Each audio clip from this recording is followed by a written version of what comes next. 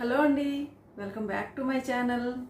ఆషాఢ మాసం వచ్చిందంటే చాలండి, ప్రతి ఇంట్లో గోరింటాకు సందడి కనిపిస్తుంది. ఫాస్ట్ కల్చర్లో ప్రపంచం పరుగులు పెడుతున్న గోరింట విషయంలో ఓల్డ్ ఈజ్ గోల్డ్ అంటూ ఆషాఢంలో గోరింట పెట్టుకోవడం కంటిన్యూ చేస్తున్నారు. మా గార్డెన్లో చూడండి, గోరింట చెట్టు ఎంత చక్కగా చిగురులు వేసిందో. లేత గోరింటాకండి. ఈరోజు మార్కెట్లలోకి చాలా రకరకాల మెహందీ కోన్లు వచ్చేసాయి.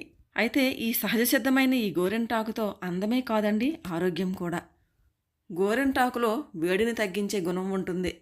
అంతేకాకుండా రోగనిరోధక శక్తిని పెంచి రక్త ప్రసరణ సక్రమంగా జరిగేలా చేస్తుంది. అందుకే మిగతా సమయాల్లో ఎలా ఉన్నా సరే ఈ ఆషాఢ మాసంలో మాత్రం తప్పకుండా గోరింటాకు పెట్టుకోవాలని మన పెద్దలు చెప్తున్నారు. మన ఆడవాళ్ళం గోరింట పెట్టుకోవడానికి ఇంకా మరో ముఖ్యమైన కారణం ఏంటంటే, ఆడవారు ఎక్కువగా సోప్స్ సర్పులు వాడుతారండి. ఆ సమయంలో గోలులో నీరు ఎక్కువగా చేరి సమస్యలు ఎదురయ్యే అవకాశం ఉంది. గోరింటాకు పెట్టుకోవడం వల్ల ఆ సమస్యలన్నీ దూరం అవుతాయి, ఆరోగ్యంగా ఉంటాయి.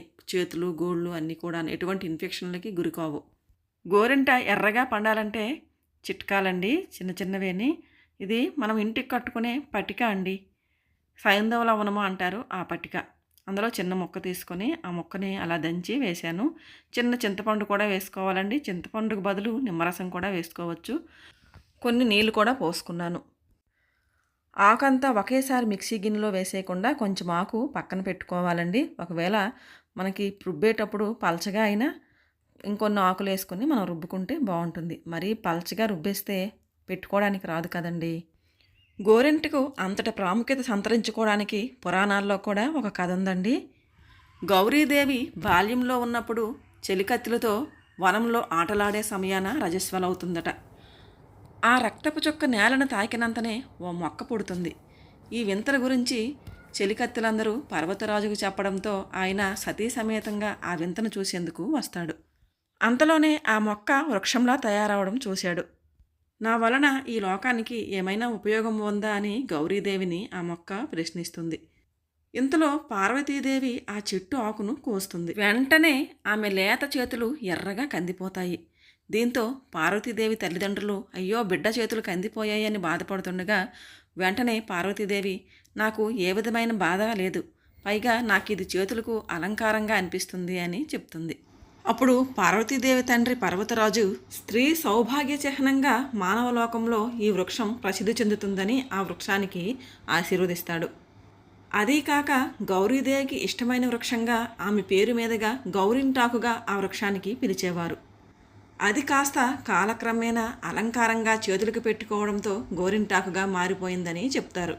అంతేకాదు, నీ రంగు కాళ్ళు చేతులకు అలంకార వస్తువుగా ఉపయోగపడుతుంది కనుక అదే నీ జన్మకు సార్థకత అని ఆ వృక్షానికి గౌరీదేవి వరం ఇచ్చిందట.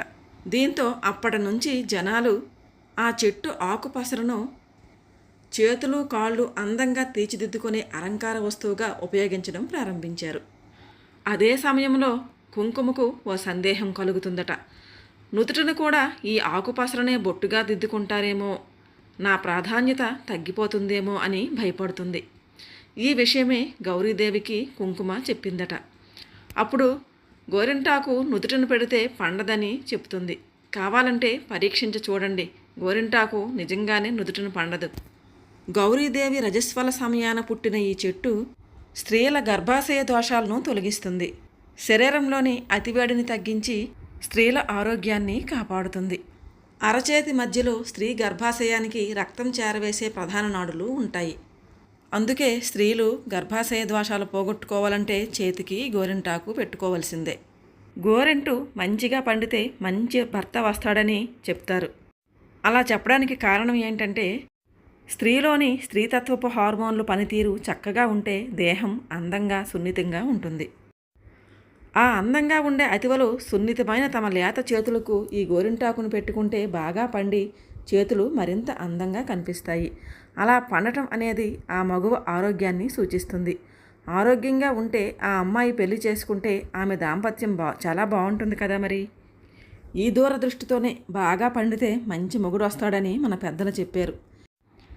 ఇన్ని ఆరోగ్య ప్రయోజనాలున్న గోరింటాకును సంవత్సరానికి ఒకసారి వచ్చే ఆషాఢ మాసంలో అందరము తప్పకుండా పెట్టుకోవాలండి.